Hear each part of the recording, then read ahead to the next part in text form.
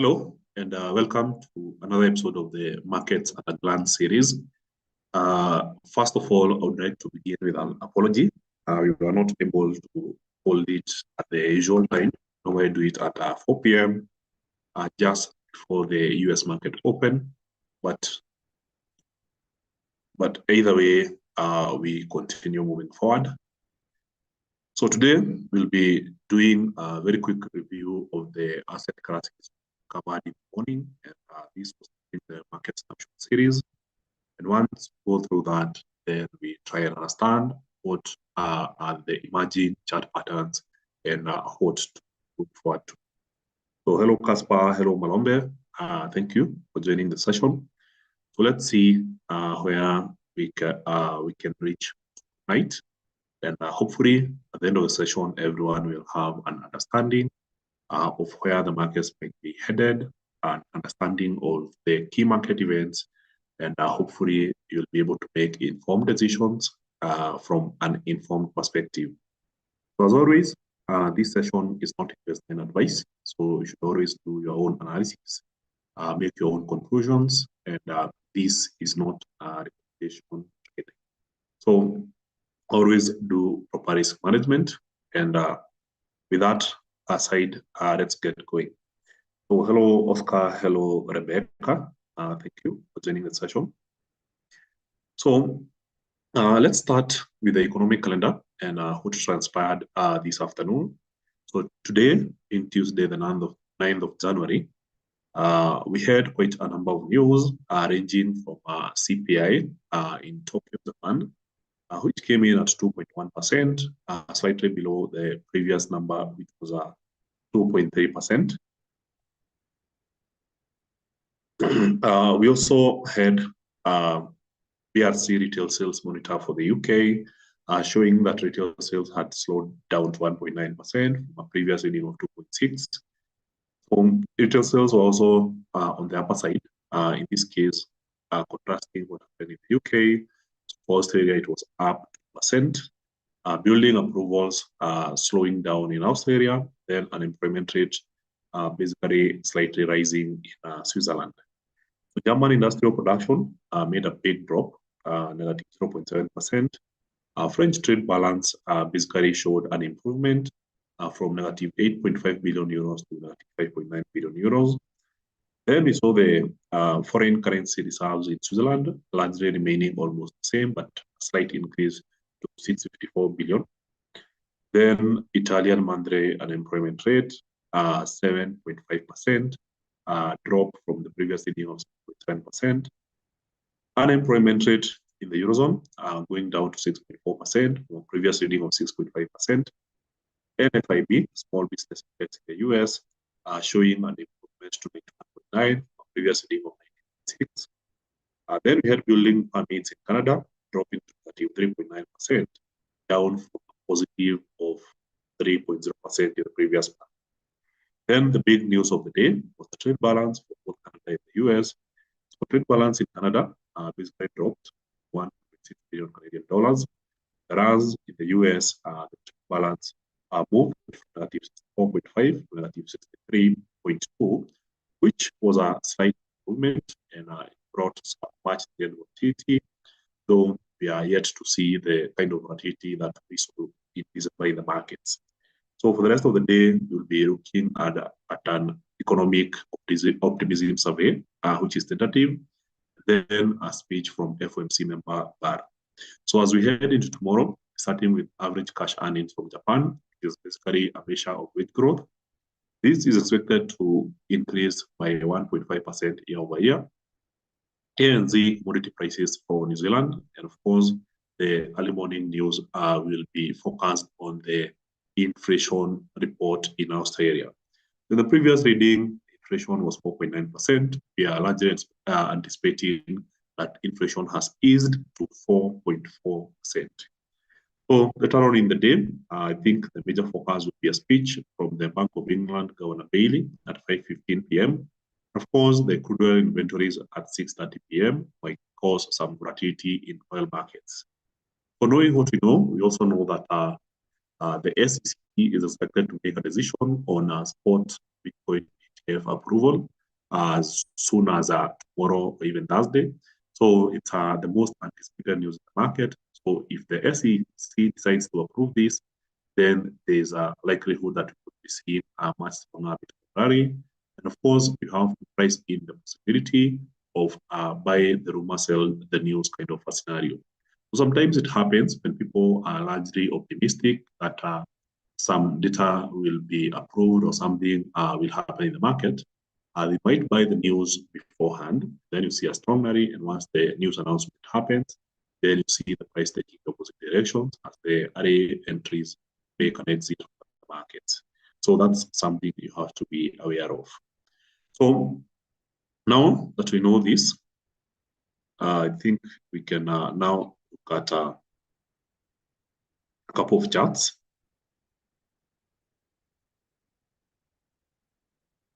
I can see the economic calendar screen. I don't think there was much to see from the economic calendar screen.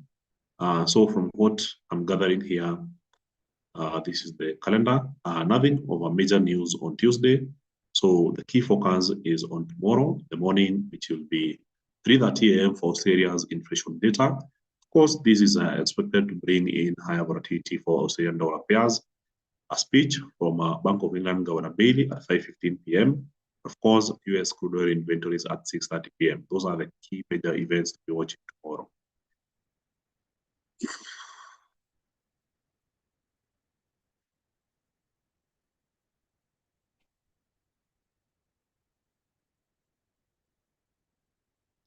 Awesome. So let's get on the next part. And in this case, as I mentioned, is technical analysis, which is part of a continuation of the market snapshot series that we hold every day at 11 a.m. So in this morning's analysis, we identified that after two FOMC members presented speeches yesterday, highlighting that inflation might be on the rise again, and they are looking to holding interest rates at the current level higher for longer. And in that case, we saw optimism that the dollar could continue rising for the rest of the day. And sure, as we projected, the dollar has continued gaining against other currencies. So with the dollar being this positive, we identified a couple of charts to observe. So for the USD JPY, we mentioned that this trend line was pretty much important. So we were observing for a potential break outside this trend line. And eventually, the USD was able to rally against the yen. So after breaking the trend line, then our target becomes quite relevant. And in this case, we had projected that the market could rally to 144.936. So that seems to be playing out fine. And we are seeing seemingly seeing more optimism in this. And as I had mentioned, remember this is a 15-minute chart. If you look at the H1 chart, since the beginning of the year, we have had a very strong rally in the dollar against the yen. So after hitting this resistance and the market reversing during the NFP on Friday last week, the market seems to have found a bottom and is now making a pullback and getting back to the previous high. The target is based on this previous high. So as for Euro USD, we mentioned that these are the areas of interest, the areas highlighted in yellow on the 15-minute chart. And sure, the market eventually dropped, got to the area of interest, and made a relatively strong bounce. But what we are seeing is the euro making a recovery against the dollar. Of course, from here, makes more sense to target higher prices. Even though we have low volatility, then it might make sense to target yesterday's high of 1.09773. So for pound USD, we mentioned that the market had found a very strong resistance here. So it has kept on pushing for the back downwards. But then the last 1 hour candlestick seems the market is struggling to move further downwards. Then the dollar is pretty strong. So the target remains the same, 1.26716. So as for USD CAD, we mentioned that the market is following the path of these two trend lines. So it had just found some energy here and was pushing upwards. So the target was 1.33977. This has already been hit. So in this case, we remain patient and wait to see the kind of price action we get here through midnight. Hopefully tomorrow we will be having some good activity, especially after the crude oil inventories data. Remember, the Canadian dollar tends to have a strong positive correlation with oil prices. So in this case, after we get the crude oil data, we could be seeing some volatility resuming in USD currency pair. As for gold, our projection was the same, that the prices had bounced, dropping with a strong dollar, basically pushing gold downwards. So we saw the market really struggling to go up, and as you can see with the tails here, it was quite a struggle. And then eventually, during the New York session, gold started moving downwards, and now the target remains the same at $2,016 per ounce of gold. So from here, that is a smaller time frame, the 15-minute chart. You can see that the market was following this path the better part of the day. Then we have had a breakout. Now the market is headed lower. So after breaking, pulling back, there's a good chance we will see a continuation to 2016. So as for Australian dollar trading against the US dollar, we mentioned that there's a pretty strong support at 0.66759, which was the same low that we experienced yesterday. So the market continued dropping on it as expected, go to the target. And now, from this point onwards, it makes more sense to remain patient and wait to see what happens after this. So remember, we've just looked at the economic calendar. So going back to the economic calendar, what we are basically seeing here is that the market is largely anticipating the inflation data from Australia, and these will be happening at 3:30 a.m. in the morning. In this case, from a previous reading of 4.9% to 4.4% expected, if inflation is dropping as expected, then in that case, the Reserve Bank of Australia might consider cutting interest rates early, and that tends to be negative for the Australian dollar. So if inflation is easing as expected, dropping to 4.4% or below, then the overall expectation is for the Australian dollar to continue losing to the US dollar. And in this case, we have a base case, and the base case is based on this support at 0.66759. So if we happen to see a much weaker inflation, then the expectation is that the market eventually breaks this support level and heads lower. So after what we saw over the last year, with the Australian dollar being pretty strong, the second half of the year against the dollar, then it makes more sense to observe some of these trend lines. In this case, if there's an easing inflation, then the chances of the market making a reversal remain quite relevant. So one key thing to observe is that the market is currently testing a major trend line, the forward chart, and it's on the verge of a break. So this area is also still relevant. You can see the number of times the market really struggled to break that area here. So you can see it was acting as resistance, then turned into support. Now the market is headed back to retest the area. So the key price level is 0.66759. So we will be observing that price level to see if there is potential for a break or a continuation of the price action. So we made a projection on the NASDAQ that prices made a very strong rally yesterday. Today, we are seeing this pullback happening, and we projected this target price level as a key decision point at 16,555. So the market attempted to break the level, eventually bounced, and is now headed higher, which means that our original thesis that the market might pull back, bounce from here, then head straight for the previous high might be playing out. So in this case, I'm pretty bullish on the NASDAQ, going back up to 16,979, or rather very close to 17,000 price level. So as for the US30, we projected that the market will pull back and get to the breakout point and then bounce back. So what happened with the Dow, instead of bouncing from this area, continued dropping further downwards, got to this trend line, then made a very strong green candlestick, getting a very strong entry by buyers. So the price action that had happened in the previous 3 hours was reversed within 1 hour.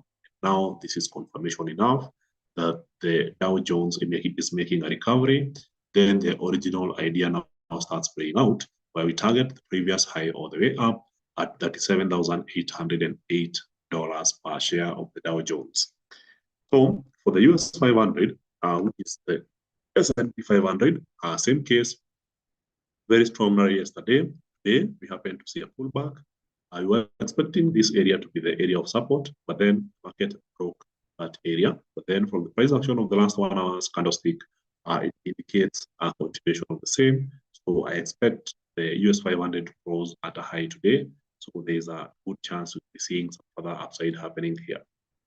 So the next item here is UK oil or Brent oil, which, as I had mentioned at the beginning of the session in the morning, is that this market has been ranging or basically moving sideways. So this has been the overall direction.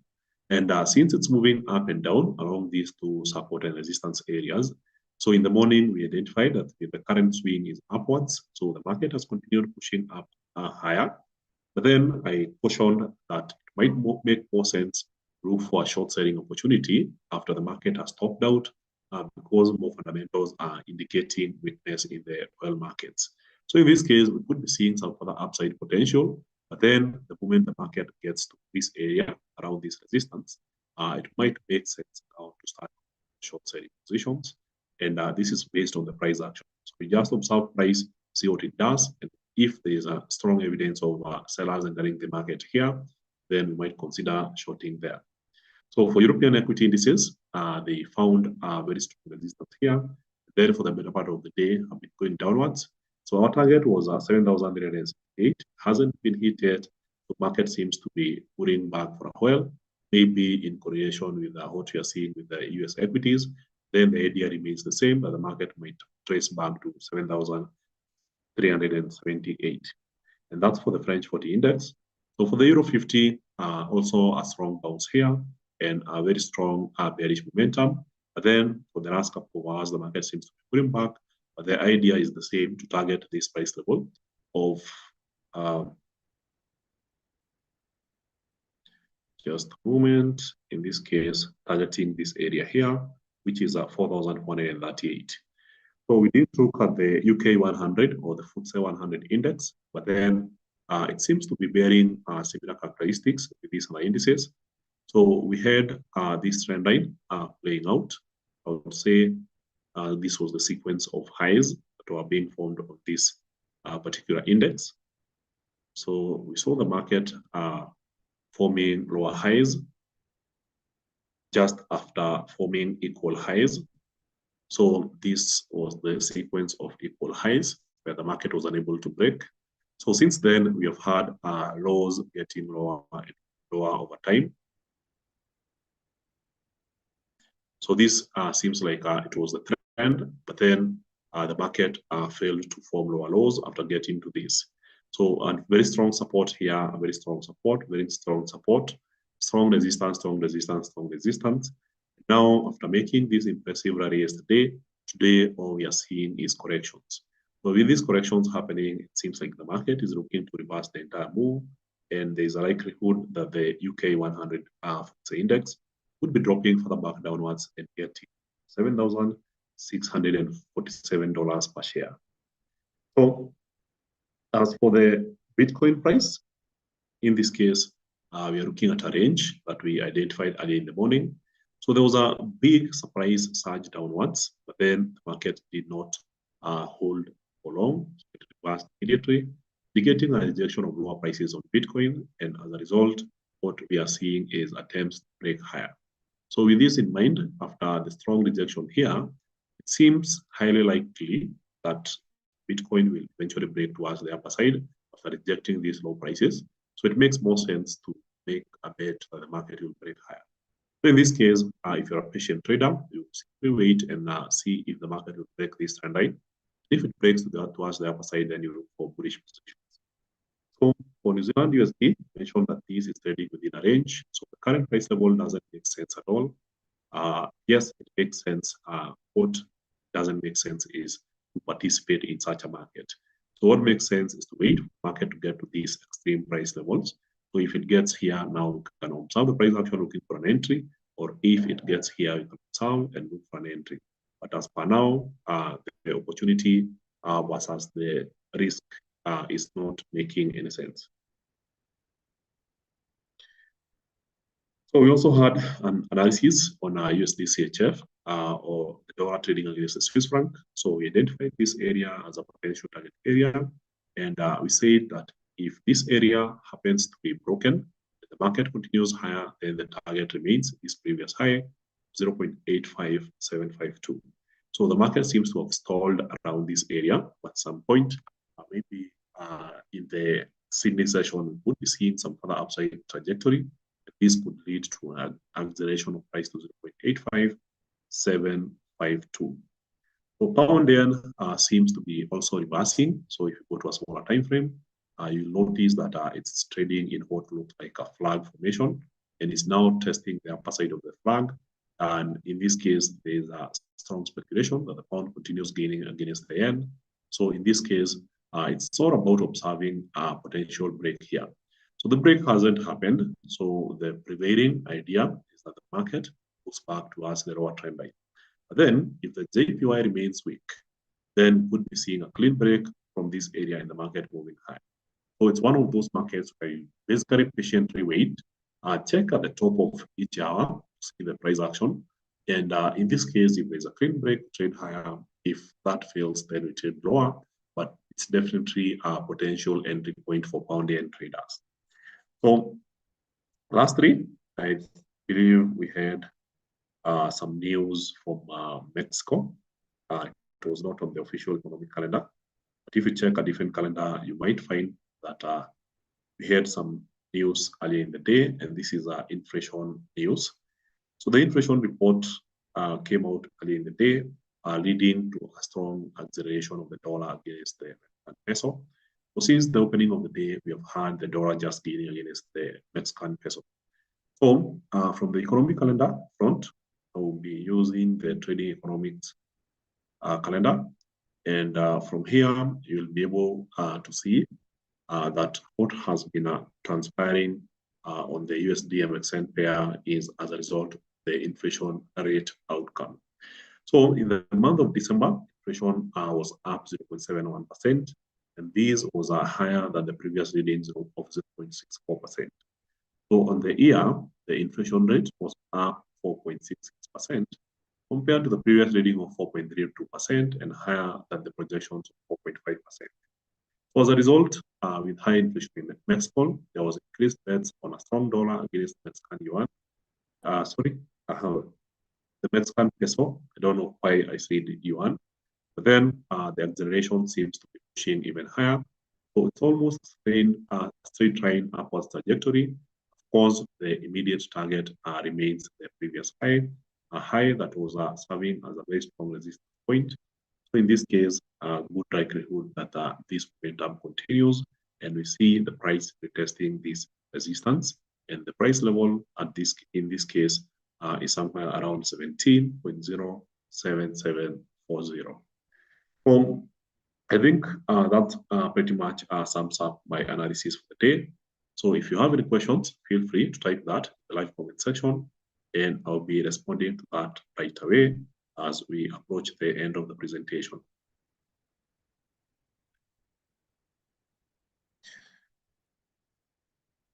A lot of shots. Good to see you, Rufas. Do you also trade so simple in your personal account? How do you manage to make your entries without getting caught up in liquidity sweeps? I've tried, but keep getting stopped out. It's more of a filtering endeavor. So it's not like there's any complex path. It's just understanding price action. And then whenever you see a good opportunity as a rule of thumb, and this applies to everyone who is listening to this particular webinar, make sure that all times, whenever you see a juicy opportunity in the market, you always look for a better one. So if there seems to be some nice setup on pound USD, don't just get into that position, better one. So it's also important to try and understand how strong or a support or resistance level is. And if it seems pretty strong and very simple and direct, sometimes the best option is to wait it out and see how it plays out. The most appealing trading opportunities in the markets tend to be bad opportunities. And in that case, you find that out of liquidity grabs will be happening around those levels. So it's the simple setups that tend to pay the most, but they mostly pay the patient trader. So to respond to your question, yes, I try to make it as simple and stupid as possible, rather than complicate with indicators and all that. So in my over 10 years of trading, I've tried like a whole lot of indicators. Trust me on this. And I don't think there's any of those indicators that outdoes or performs better or gives you better rewards than simply understanding price action.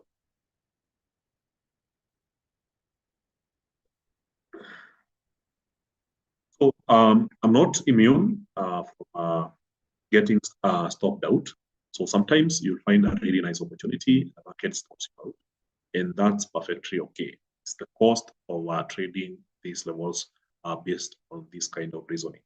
So for case in point, I'll just refer you the analysis we did in the morning on US equity indices. So in this case, there is that. Just do it quickly before I end the session.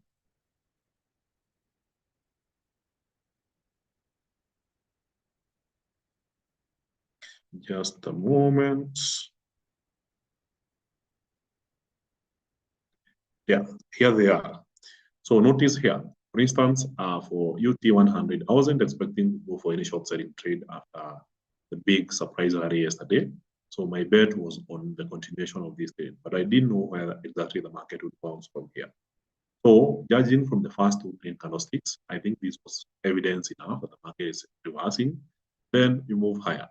But then some other assets might have something different. So if after doing the analysis and you saw the green candlestick, the market bouncing from here, it's not a good entry. This is not reasonable. And let me try and be as clear as possible. Market was going down. You're looking for signs of bullish entry. And then you have a green candlestick.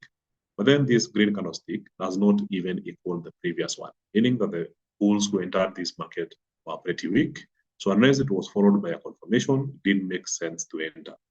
But then look at this, a red candlestick, a spinning top, and then a complete reversal, almost what we call a bullish Marubozu. Those who are new into candlesticks, one strong green candlestick with little to no tails is called a Marubozu, indicating a very strong entry by buyers and sometimes depicting bullish dominance. So in this case, with this happening, it gives you an idea that there's a strong entry, and with this evidence, then it makes sense to bet on the continuation of that. So that plays out perfectly, and the same thing is happening with SP500. So in this case, you won't be easily caught up if you trade based on evidence. So price action will tell you where price is headed. You can simply just sit back and observe. So to avoid getting or falling into those fake traps, like this one, after breaking here, I know there's a lot of traders thought that now the market is reversing, and if they were trapped and they were entered short selling positions, then they are pretty in a pretty bad position right now. So in this case, if you wait for enough evidence, like the first green candlestick didn't make sense, it's not higher than the previous one. The first one here is a pin bar, though not very convincing.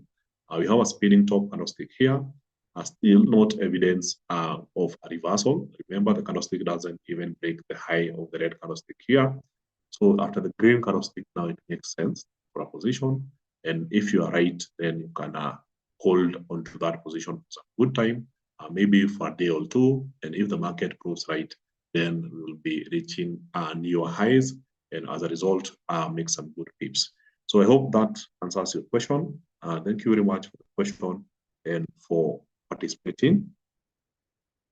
Another good question. Hi, how do you journal trades to keep track of key price action? I've heard some people talking of hard printing the chart. You never have to hard print the chart. That's like very bad. All you have to do is right click on your chart, go to save as picture, select active chart as is, and then click OK. So make sure that if you do this at both decision points. So the first decision point is entry, and the second decision point is exit. You want to have a screenshot of the chart that you had before you made a market entry, or right after you made the entry, then another screenshot at your exit. So those two screenshots will provide you with all the data you need. So in terms of generating, writing the reasons why you are going in for a trade, then that deserves a handwritten journal that can really help with improving your discipline. So for me personally, the situation might get a bit different. It's like I spend all of my entire day in the markets, concentrated doing this for the last 10 years. So at some point, you stop doing it once it has become a part of you. So for some traders, they don't even know their risk management. So they have to like write it down and keep following it up, reviewing. But once you have done it enough times and it's internalized, then that's it. Think of it of this way. So if you know of a corporate person who reports in the office at, let's say, exactly 8 a.m., they have a wake up schedule. But then if you've been doing it for long enough, you don't even need an alarm in the morning. You just know exactly when to wake up, prepare, and all that. So until it becomes completely internalized on how you follow your rules, you have to keep writing them down and using the proper tools to help you track the decision making. So that's it. Thank you very much, guys, and I hope to see you on the next session. So remember, tomorrow is Wednesday, so we'll be having another snapshot, which will be presented by Robert from Kampala, and hopefully we'll have some good action points to help you navigate the day. Do you still expect rate cuts for the Fed? And if yes, when? You just go to the CMA Group website. So the current rate, I believe, was 60.9% probability that the Fed will basically cut rates by 25 basis points in the March 20th meeting. So the Fed is expected to meet on 20th March 2024. This will be the second meeting of the year. So in January, we don't expect any rate cuts. Then March meeting, we will be expecting a rate cut of 25 basis points, 5.25%, and the market is pricing in at 60.9% probability. So we're just trying to share the screen here. So this is the Fed Watch tool. So I'll be sharing the link in the comment section here. That is it. So happy New Year, Francis Gashago. Kindly explain how the average area earnings will make the last mile problem even difficult for Fed to unravel. So currently, interest rates in the US are considered to be at a restrictive level, meaning that they are serving basically withdrawing liquidity from the market. So in this case, very strong jobs report was revised downwards, meaning that the job numbers are not as strong as we had projected. In this case, that is in line with the Fed's expectations.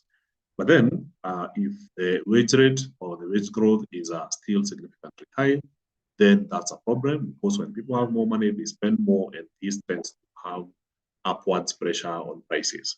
So as a result, the Fed may not want to cut interest rates in an environment where prices are rising. But then I think the key focus this week will be on the CPI, or the Consumer Price Index. Is a measure of inflation in the US, and this will indicate the rate of inflation for the month of December, and that might be very instrumental in the decision that the Fed makes in March.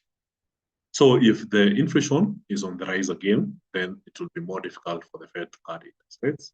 But then if it keeps subsiding, especially if it goes below 3.0%, then the potential for a rate cut in March remains significantly high, and the rate cut would mean a weaker dollar, and at the same time, stronger equity indices. So that's it. Is it possible we have a news interpretation session, like we going through economic news release? Let me see. Like we going through macroeconomic news release, it could be time after the release. I think we are working on that. So we just resumed office this week. So we are looking to restructure these presentations to try and make sure that they have more interactions and more value for you guys. So hopefully I will be able to table that with my team and see what we can do about it. So thank you for the suggestion, and thank you for your time. I appreciate all of you guys. Take care, be safe, and enjoy the rest of your night.